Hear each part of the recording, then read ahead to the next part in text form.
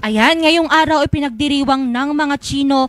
Ayun, nawala siya. Wait lang. At ng mga taong may kaugnayan sa kulturang Chino ang Chinese New Year na kilala rin bilang Lunar New Year. Ang selebrasyon na ito ay isa sa pinakamahalagang okasyon sa kulturang Chino kung saan sinisimbolo nito ang bagong simula, kasaganaan at kaligayahan.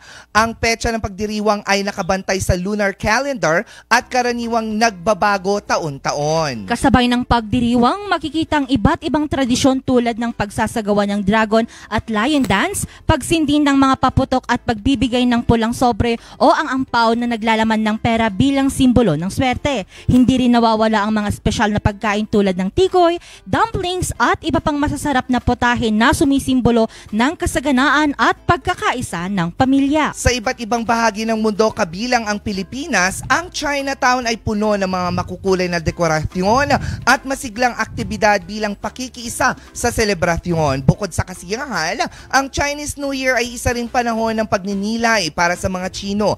Mahalaga ang pagbibigay pugay sa mga ninuno at mga pagsasama-sama ng pamilya upang ipagdiwang ang okasyong ito. Sa kabila ng makabagong panahon, nananatiling buhay ang tradisyon at kultura sa bawat henerasyon. Ang Chinese New Year ay hindi lamang isang pagdiriwang, kundi isang mahalagang paalala ng pagmamahal, pagkakaisa at pag-asa para sa mas masaganang hinaharap. Yes naman. Kaya dito din sa Baguio City actually, nako iba ang ginagawa ng Filipino-Chinese community. Yes. Lalo pat they already have started it with a lot of activities. Actually, during Sundays, the Session Road is closed for the activities of this Chinese New Year. Yes, at saka ano po, na hindi yung mga Filipino-Chinese communities nagbibigay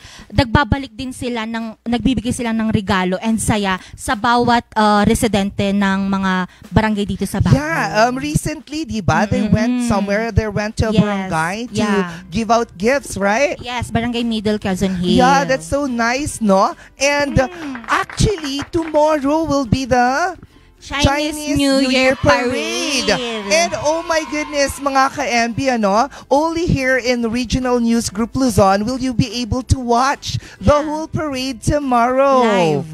Live on Regional News Group RNG Luzon Facebook page. So please do not forget to like and follow for those who are watching on their television this morning. What? Papunta ka na talaga sa pageant. In fairness, ang ganda ko. Ang ganda mo today.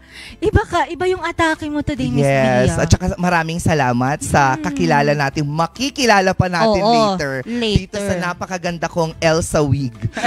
Oo. Ang andap na buhok. Yes, ito talaga ang dahilan. Ito talaga ang masasabi nating, anong tawag mo dito? Yung ebidensya na nagkakaandap ngayon dito sa... Na malamig dito sa Cordillera, sa Benguet. Baka akong matandang hindi mo maintindihan. Hindi, okay naman. Teacher. Teacher. Yes, student. Student na naman tayo, episode 2.